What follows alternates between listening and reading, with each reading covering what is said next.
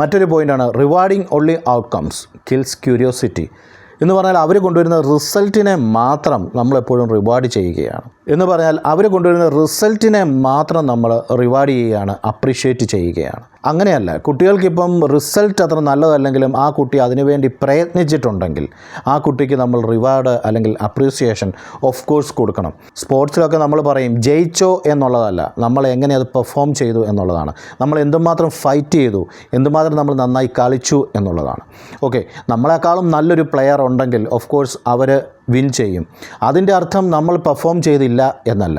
നമ്മുടെ കഴിവിൻ്റെ മാക്സിമം നമ്മളവിടെ യൂസ് ചെയ്തോ ഇല്ലയോ. മറ്റുള്ളൊരു വ്യക്തിയെക്കാളും നമ്മൾ ചെയ്തില്ല എന്ന് പറയുമ്പോൾ അവിടെ വീണ്ടും കമ്പാരിസനാണ്. ആ കമ്പാരിസനെ ഒഴിവാക്കി കളഞ്ഞിട്ട് ആ കുട്ടി ഫോക്കസ് ചെയ്ത ആ കുട്ടിയുടെ പെർഫോമൻസിനെ നമ്മൾ എന്ത് ചെയ്യാണ്, അപ്രീഷിയേറ്റ് ചെയ്യണം.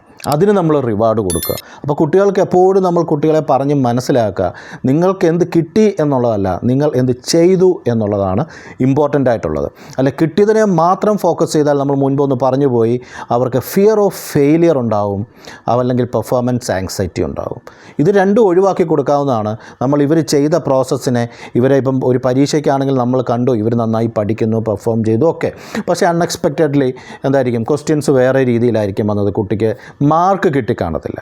അപ്പോൾ മാർക്ക് കിട്ടിയില്ലെന്നുള്ളതല്ല നമ്മൾ ഫോക്കസ് ചെയ്യേണ്ടത്, കുട്ടി പെർഫോം ചെയ്തു അല്ലെ കുട്ടി അതിനുള്ള എഫേർട്ട് ഇട്ടു എന്നുള്ളതാണ് നമ്മൾ കാണേണ്ടത്. അതിന് നമ്മൾ കുട്ടിയെ അപ്രീഷിയേറ്റ് ചെയ്യുക. അപ്പോൾ അങ്ങനെ നമ്മൾ അപ്രീഷിയേറ്റ് ചെയ്ത് മുന്നോട്ട് വന്നാൽ മാർക്ക് കുറഞ്ഞതിനും തോറ്റതിനും പോയി ആത്മഹത്യ ചെയ്യുന്നതിൻ്റെ നമ്പറുകൾ കുറയും. അല്ലെ അത് കാരണം ഉണ്ടാകുന്ന മാനസിക പ്രശ്നങ്ങളും മരുന്ന് കഴിക്കേണ്ട അവസ്ഥകളും നമുക്ക് മാറ്റിയെടുക്കാം. അപ്പോൾ റിസൾട്ടിനെ അല്ല ഫോക്കസ് ചെയ്യേണ്ടത്, ആ കുട്ടിയുടെ എഫേർട്ടിനെയാണ് ഫോക്കസ് ചെയ്യേണ്ടത്.